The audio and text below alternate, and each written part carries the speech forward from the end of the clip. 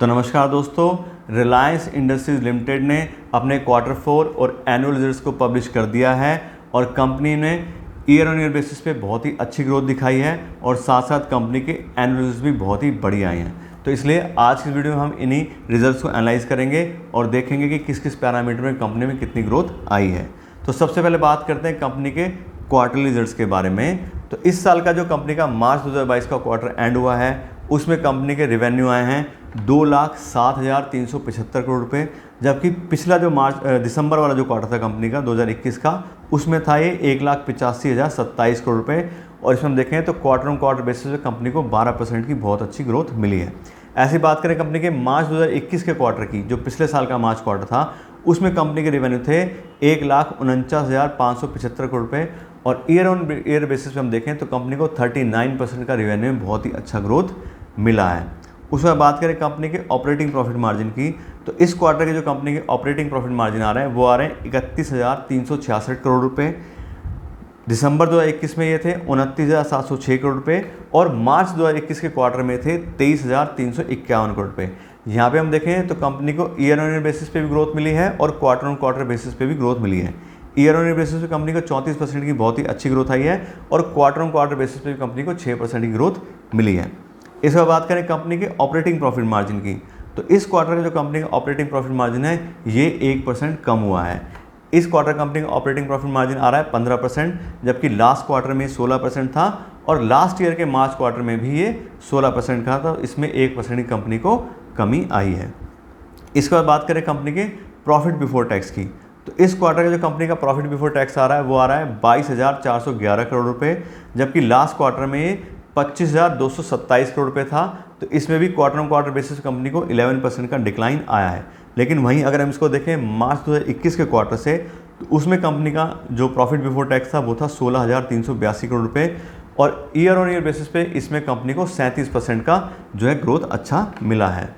उसके बाद करें कंपनी के नेट प्रॉफिट की, तो इस क्वार्टर कंपनी का नेट प्रॉफिट आ रहा है 16,203 करोड़ रुपए और दिसंबर क्वार्टर में था ये 18,549 करोड़ रुपीज़। तो यहाँ पे देखें तो इसमें भी quarter on quarter basis company को 13% का डिक्लाइन आया है नेट प्रॉफिट के अंदर। लेकिन पिछले साल के मार्च क्वार्टर के देखें तो वहाँ पे कंपनी का नेट प्रॉफिट था 13,227 करोड़ रुपए और उसके हिसाब से यहाँ पे कंपनी को 22% ग्रोथ मिली है। ऐसी अगला पैरामीटर हम देखते हैं कंपनी का अर्निंग पर शेयर। तो इस क्वार्टर की कंपनी की जो अर्निंग पर शेयर आ रही है वो आ रही है 23,95 रुपये। लास्ट क्वार्टर में थी 27,42 पैसे और लास्ट ईयर के मार्च क्वार्टर में थी 20,86 रुपये। तो यहाँ पे हम देखें तो कंपनी ने ईयर ऑन ईयर बेसिस पे काफ़ी अच्छी ग्रोथ दिखाई, इसमें 15% की, लेकिन क्वार्टर ऑन क्वार्टर बेसिस पे कंपनी को 13% का इसमें भी डिक्लाइन आया है। तो इस तरह से कंपनी के क्वार्टरली रिजल्ट हम देखते हैं तो क्वार्टर ऑन क्वार्टर बेसिस पे हम देखें तो कंपनी के रेवेन्यू और प्रॉफिट जो ऑपरेटिंग प्रॉफिट है वो इंक्रीज हुआ है, लेकिन कंपनी के नेट प्रॉफिट और profit before tax quarter on quarter basis पे डिक्लाइन आया है। लेकिन ईयर ऑन ईयर बेसिस हम देखें तो लगभग सारे ही पैरामीटर में कंपनी ने बहुत ही अच्छी ग्रोथ दिखाई है। दोस्तों अभी तक तो बात हुई कंपनी के क्वार्टरली रिजल्ट्स के बारे में, अब हम बात करते हैं कंपनी के एनुअल रिजल्ट्स के बारे में। और जैसे आपको पहले बताया था कंपनी ने अपने एनुअल रिजल्ट्स में बहुत ही अच्छी ग्रोथ दिखाई है। तो सबसे पहले चेक करते हैं कंपनी का रेवेन्यू। तो इस साल का जो मार्च 2022 कंपनी ने क्लोज किया है उसमें कंपनी के टोटल रेवेन्यू आए हैं 4,66,307 करोड़ रुपए, जबकि पिछले साल में 5,96,679 करोड़ रुपए थे। तो यानी कि इसमें हम देखें तो कंपनी को ईयर ऑन बेसिस पे जो रेवेन्यूज़ हैं वो 22% कम हुए हैं। इसके बाद कंपनी की बात करें ऑपरेटिंग प्रॉफिट की, तो इस साल कंपनी का ऑपरेटिंग प्रॉफिट आ रहा है 80,790 करोड़ रुपए, जबकि पिछले साल में 89,266 करोड़ रुपए था। तो ऑपरेटिंग प्रॉफिट भी कंपनी का 9% कम हुआ है। तो इस तरह से रेवेन्यू और ऑपरेटिंग प्रॉफिट की बात करें तो ये दोनों ही ईयर ऑन ईयर बेसिस पे कम हुए हैं। लेकिन हम अगर देखें कंपनी के ऑपरेटिंग प्रॉफिट मार्जिन में, तो इस साल का कंपनी का ऑपरेटिंग प्रॉफिट मार्जिन आया 17%, जबकि पिछले साल में सिर्फ 15% था। तो इसमें कंपनी को 2% का जो है वो हाइक मिला है। उसके बाद बात करें कंपनी के प्रॉफिट बिफोर टैक्स की, तो इसमें कंपनी को इंक्रीज आया है। इस साल का कंपनी का प्रॉफिट बिफोर टैक्स है 55,461 करोड़ रुपए, जबकि पिछले साल में 53,606 करोड़ रुपए था और इसमें कंपनी को 3% की ग्रोथ मिली है। इसके बाद बात करें कंपनी के नेट प्रॉफिट की, तो नेट प्रॉफिट में कंपनी को बहुत ही अच्छी 25% की इस साल ग्रोथ मिली है।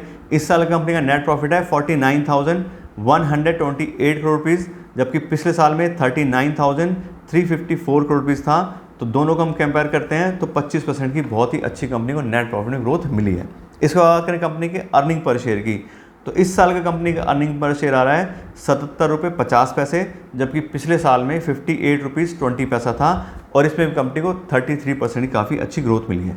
तो इस तरह से अगर कंपनी के हम एनुअल रिजल्ट देखते हैं तो कंपनी के रेवेन्यू और ऑपरेटिंग प्रॉफिट मार्जिन जरूर कम हुए हैं, कंपनी का ऑपरेटिंग प्रॉफिट कम हुआ है, लेकिन कंपनी के ऑपरेटिंग प्रॉफिट मार्जिन जो है वो 2% से बड़ा है और उसके साथ साथ कंपनी का जो नेट प्रॉफिट है उसमें बहुत अच्छी ग्रोथ मिली है कंपनी को 25% की। तो इस तरह से हम कुल मिला के देखते हैं तो कंपनी के जो रिजल्ट्स हैं वो बहुत ही अच्छे आए हैं। इसके बाद बात करें तो जैसे हमने आपको बताया कि कंपनी में रेवेन्यू जरूर कम हुआ है, लेकिन फिर भी कंपनी ने बाय द एंड अपने नेट प्रॉफिट को अच्छे से मैनेज किया है। तो इस तरह से आपको कंपनी के रिजल्ट्स के बारे में डिटेल नॉलेज दे दी है। आशा करता हूँ आपको वीडियो अच्छी लगी होगी। अगर आपको ये वीडियो अच्छी लगी हो तो उसको लाइक और शेयर ज़रूर कीजिएगा और मेरे चैनल को भी सब्सक्राइब कर लीजिएगा। Thank you so much.